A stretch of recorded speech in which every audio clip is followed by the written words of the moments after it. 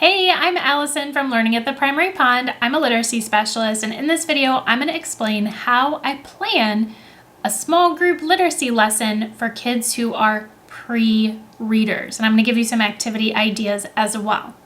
If you haven't subscribed to my channel yet, go ahead and do that now, and then also hit that little bell so that you're notified every time I post a brand new video about teaching literacy in K2. Okay, so first of all, let's clarify what pre-readers are. As you might imagine, pre-readers are kids who are not reading yet. They're not ready to start with a decodable book or another text in small group. So you might wonder, well, how am I supposed to do reading small groups with kids that aren't reading yet? That's exactly what we're going to cover in this video. I'm curious though, I would love to hear from you. In a comment, would you just share if you've worked with pre-readers before, and if so, what you found most challenging about planning small group lessons for them? So before I show you some of these activities, I just want to establish that I'm talking about pre-readers as if they're one group of kids, but the reality is that they can range in skills so much, right? You could have kids that don't have any developed or clear phonological awareness skills yet. Maybe they can't name any letters or produce any letter sounds. They have no print concept knowledge or very limited. Those are pre-readers. But you also have kids that know many letters and sounds. Their phonemic awareness is developing. They can write their name. They can do all kinds of skills. It's just that they're not reading quite yet. So keep that in mind as I'm talking about activities, because I'm going to give you ideas and options, but the reality is that you want to customize your pre-reader small group activities based upon students' unique needs. So that might mean that you are spending more time or less time on certain activities that I'm going to give you and suggest, because you know that your kids need more of that. You may also be able to omit activities, because when I talk about things like writing their names, well, that's great, but if your kids already know how to write their names, then they don't need to work on that in your small group. So as I'm sharing these ideas, just keep in mind that pre-readers can be a really diverse group academically. And you might have multiple, especially if you're teaching kindergarten, you might have multiple pre-reader small groups in your class, and you're differentiating between the small groups because you know that some kids have more or less letter knowledge, or more or less phonemic awareness. So even though I'm calling pre-readers one group, just keep in mind that they can be very different, and you want to fully customize your lesson and pick and choose these activities based on what the students in front of you need. All right, so your pre-reader small groups are probably going to be composed of many different activities, and it's going to need to be quick-paced. It's not that you have to cram everything into these lessons, right? Because in reality, you should be teaching these skills in a whole group setting as well. This is really to just reinforce what you're teaching and then hone in on skills that they're not getting whole group to give them more practice. So there is direct, explicit instruction happening in whole group for the majority of these skills already, okay? So I also want to mention too, with my pre-reader small group lessons, I found that because I needed to cover different skills quickly and move from one thing to the next, I would get out all my supplies, and you have to be ready, right? You have to have everything moving quickly to make the most of that limited small group time. So I'd have all of this stuff out, and then I'd teach the lesson, and it would just be it was just taking up so much time to pass out different things and collect them and then give them this. And it honestly looked like a hurricane had hit my small group table when I was done. And that didn't really work well either when I was a classroom teacher or from being a literacy specialist, because you have other kids coming to your small group table next.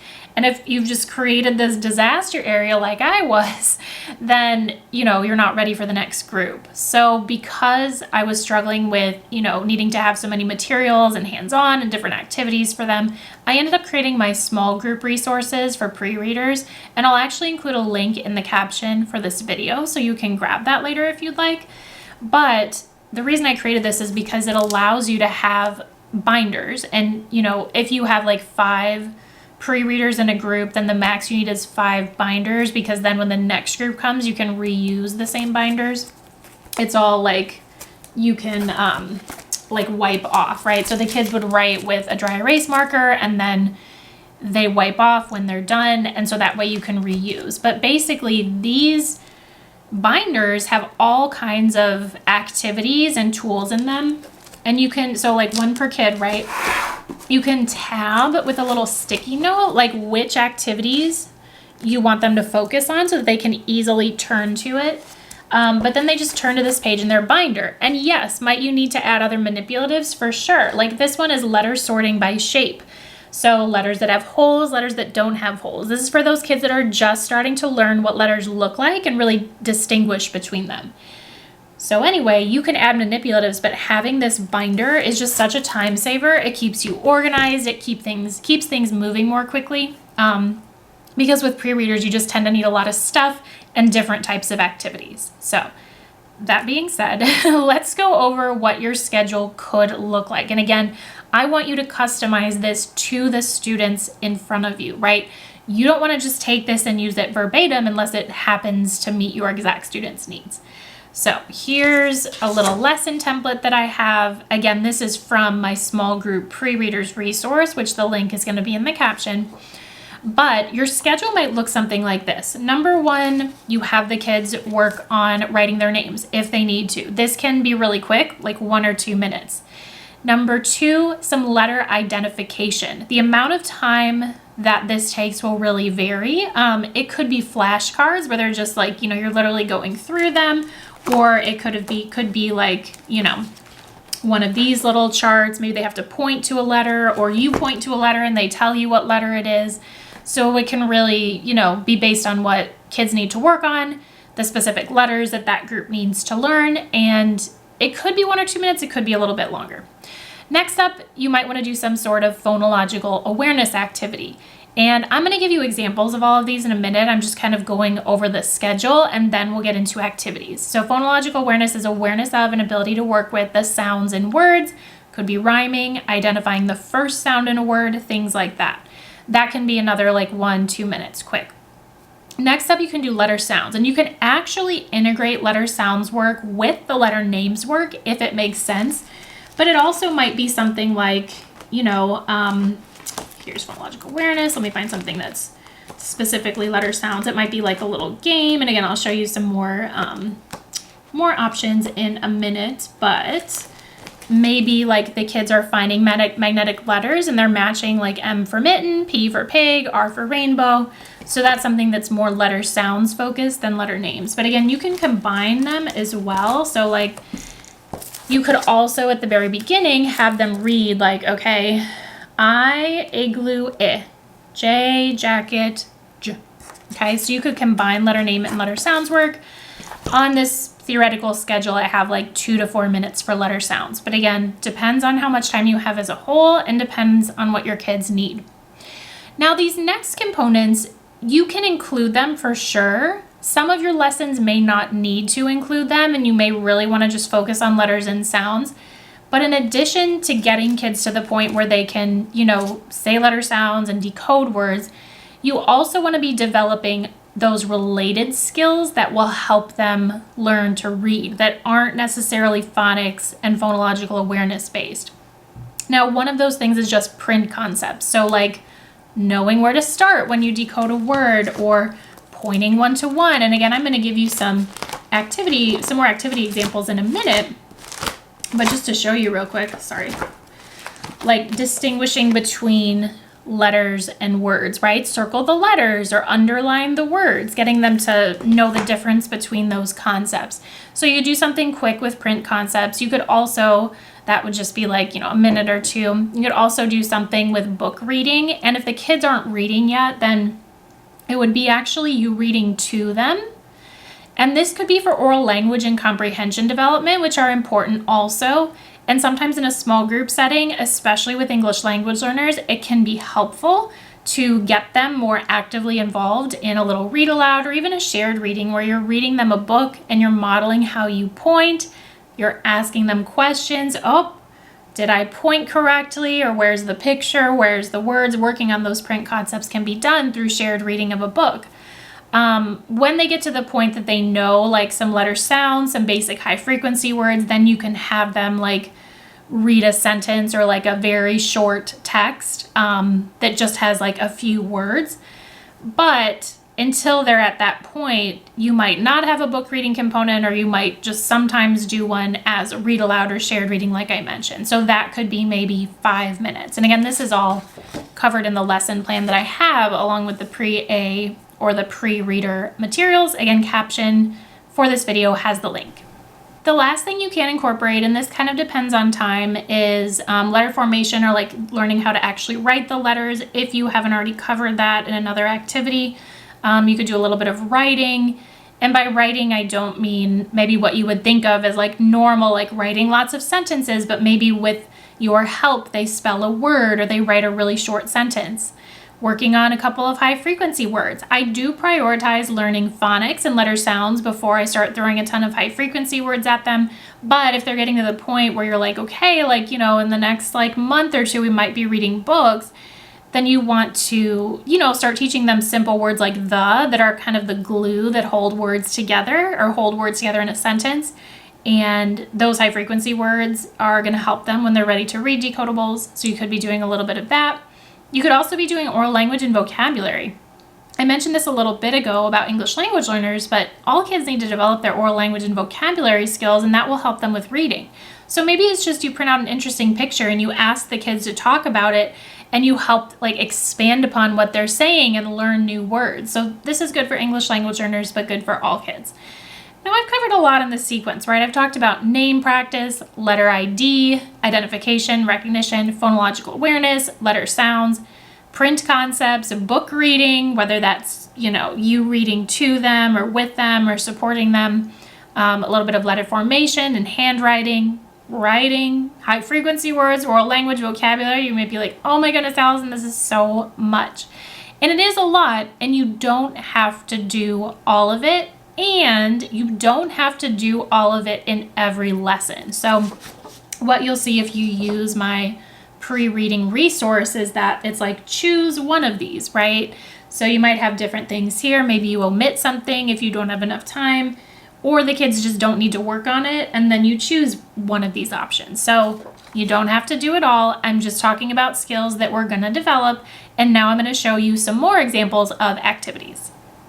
Okay, so let's start with name practice for those kiddos that need to practice writing their names. Important skill, right? You can have them do activities in their binder and also add materials, or, you know, adapt this to however you want to do it.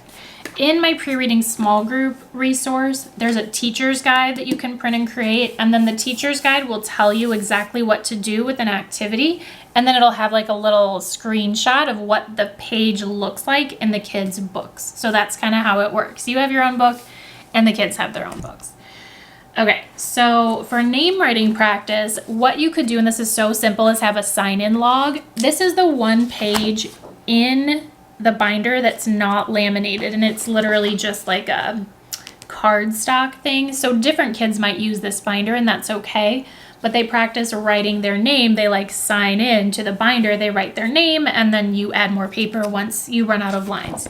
So that's really simple. Another thing you can do is, so like here, these are not sound boxes, they are, and you wouldn't necessarily use these if you're already using sound boxes with your kids, but it's just a grid, so it shows them like one letter goes here, here, here, and so they build their name with these little letter tiles, or, you know, if you have magnetic letters, you can use those instead, and then they write their name here. So these are options. You don't necessarily need to do both of these in one sitting. Okay, let's move on to letter identification, letter recognition. Now for your littles who just really don't know a lot of letters yet at all, and they're still learning what letters look like, you could do a letter sort. And again, this would require you to give them some magnetic letters to put on the table or letter tiles, but for this activity, I like to have the magnetic letters that are actually in the shape of the letter. I should have shown you, or I should have remembered to bring one for you, but hopefully you know what I mean. So here I wouldn't use tiles, I would use the actual like shaped magnetic letters. But anyway, they can sort them. Is there a curve in the letter? Is it straight? Do they have both a curve and straight parts? So you're just talking about like what the letters look like. But of course, that's for those kids that are kind of early on and learning to recognize letters. You would have other activities for kids that are recognizing more letters and they're really working on naming the letters. So for those kids, you might have an activity like this where they have magnetic letters again on the table and they have to find one that matches, like, you would just do some of the alphabet at a time, not necessarily all of it, but they find one that matches and then they like put it on top of there and they say the letter name. So again, alphabet recognition, but a little bit more complex because they're matching capital and lowercase now. You're there to provide feedback and you're encouraging them to name the letters out loud as they do this too. Next, let's talk about phonological awareness. Ultimately, our goal is to have our kids master those really important skills of blending phonemes, putting them together, and segmenting phonemes, taking words apart into their individual sounds. Those are the skills that are going to help them the most in terms of decoding and spelling words. So that being said, not all kids will be ready to do that immediately. And so working on some skills like rhyming, while they're not as crucial to reading and spelling or, not as directly related to reading and spelling, it can still kind of help them build that beginning awareness of the sounds in words. And from there, you can bridge into more blending and segmenting activities. So for example, this is a do they rhyme activity, and you will maybe either have the kids name the pictures or you name the pictures and then they say the pictures with you. So hug, mug, and then they use their little dry erase marker to circle like, yes, do they rhyme, thumbs up, or no, do they not rhyme, thumbs down. Okay, so that's for rhyming.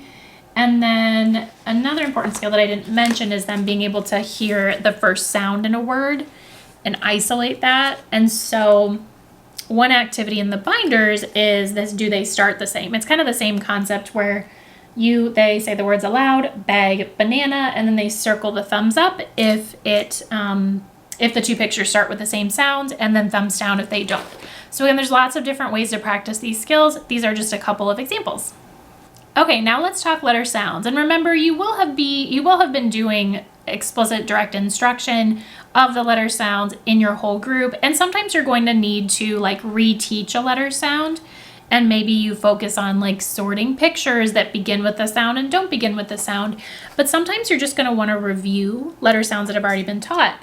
And so this Feed the Monster game is a favorite. It's a super fun game that's actually sort of like bingo, where they each have their own version of this. So like this binder I have over here has a different version of this sheet. And what you're doing is you are saying a letter sound aloud. So you say, the kids repeat the sound, they say, and then they find and cover, like with a counter, the letter M. And so whoever covers all the letters on this sheet first means that they fed the monster and they are the winner. So it's almost like a little bit of a variation on a bingo game. So that is one way to review multiple letter sounds at once. Okay, now let's talk print concepts. We touched on this briefly before, but it's things like being able to point under the words, knowing the difference between the words and the picture, turning pages, pointing left to right, all of those skills that we as readers don't even think about doing. It's automatic, but kids also need to be building these skills. And in your pre-reader small groups, this is an opportunity to be like close up with the kids, because you'll be teaching it a whole group, but to like see if they're actually getting it. And really the best way to do this, honestly, is through a shared read where you are looking in a book, in an actual book. But sometimes you can have little activities like this one that I showed you earlier, where they're differentiating between what is a letter, what is a word. So those two ideas are things that they have to learn. So a lot of it will be done through books, but you can have some quick activities like this in your small group as well. Speaking of books, you may want to include a little book reading portion of your small group. And typically, like I said, it's not going to be them reading per se. It's going to be you reading a book or part of a book to them. This is where it's great to work on those print concepts, developing oral language, vocabulary, ask them questions about the text. Because again, we want them to understand that, by the time that they get to decoding text, that we read books for meaning, for enjoyment, to understand them. And so you're teaching them these things. And then in a small group setting, obviously you're doing it in a whole group, but in small group too, you're giving them an opportunity to talk more because there's fewer of them, and develop those oral language and thinking skills with a little bit of more personalized help, because you're not, dealing with the whole class at once. So not all of your small group lessons have to have some book work, but I do think it's important to include it at least sometimes. Okay, so there's tons of other activities that I have here, but I want to show you one last one, and this is for developing oral language. in the teacher's guide, like you would print this from the file, again, link for this set is in the caption of this video, but you would print this and make your own little teacher book. You don't have to bind it, I just chose to. And so there are some like interesting photos for the kids to look at. So you would take just one at once and you would have, you know, the kids look at it, think about it, what do they see, and then have them talk to each other. Oh, I noticed this. I think this is happening in the picture. It's inferring, it's using oral language. You also help them add on to their thoughts. So like, okay, this boy, they're like, the boy fell down. You're like, oh, okay, you think the boy fell down. Why do you think he fell down? So like you're extending, you're getting them to say more. You could also expand upon what they say by like, if they say he fell down, oh yeah, he fell down on the track, because you can kind of tell it's a track. So again, eliciting oral language from them and some of those thinking skills that are then going to eventually translate into comprehension skills. It's just one other option of many in these binders. So if you're interested in my pre-reader small group set, definitely check out the link in this caption. Tons of resources that will keep you covered pretty much all year long. So yeah, that's all I got for you today. Thanks so much for watching. I hope this was helpful. Don't forget to hit the like button, subscribe, and I will see you in my next video.